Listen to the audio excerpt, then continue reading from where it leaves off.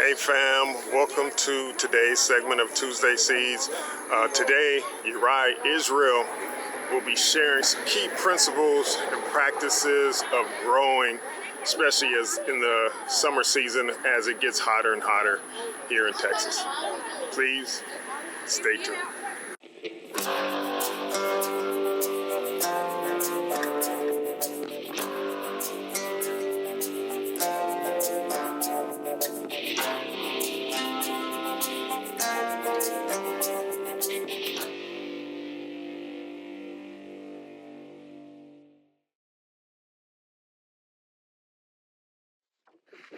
Hey, good afternoon, everybody.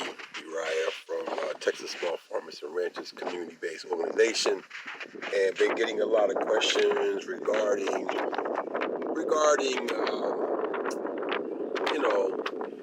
this Texas heat that we have here.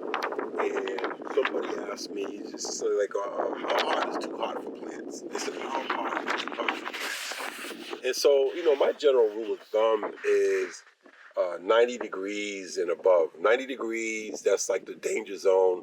Your plants are really like just kind of trying to hang on, especially if they're in direct sunlight for a lengthy period of time. A month, 2 months, and it's just 95 up to 110, and your plants are out there trying to hang on.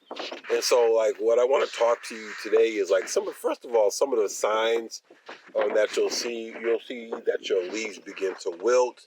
The water evaporates into the atmosphere more quickly because of the high heat. The plant drains all its little reserves, and this is especially true in dry heat.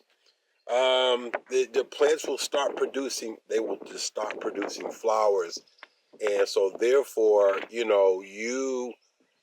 not going to get any fruit. You're not going to get any tomatoes, cucumbers. Everything is going to kind of slow down. You're not going to see many flowers until the weather cools down just a little bit. It might be in the 80s. You might get some rain, but the plants has to cool down before it starts to produce flowers. It really kind of gives up its reproductive goals while it's really, really, really hot. And so you have to be aware of that. The plant also stops. This is the third thing it starts doing is it doesn't breathe as well as it should. It stops taking in CO2.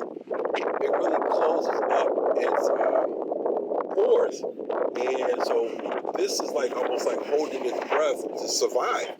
And so what happens is that your plant's immune system is compromised. And so now it's susceptible to bugs, it's susceptible to different diseases because it's still just trying to hang on. And so what can you do about this? All these little things I just mentioned, this extreme heat. And one thing I'll say is this, is first of all, plant the right kind of heat-loving plants for your environment. Make sure you understand your environment. Make sure you understand what time of the year it is before you go, being super duper hopeful and say, hey, this is the perfect time. It needs direct sunlight. But what happens is direct sunlight, that could be extreme. It could be extreme sunlight. We talk about 100 and some degrees temperature, and that could be fatal for your plants. The next video, when I come back, I'll talk about some of the things that you can do. I'm going to continue on with things that you can do to have a thriving summer garden. All right, be right back.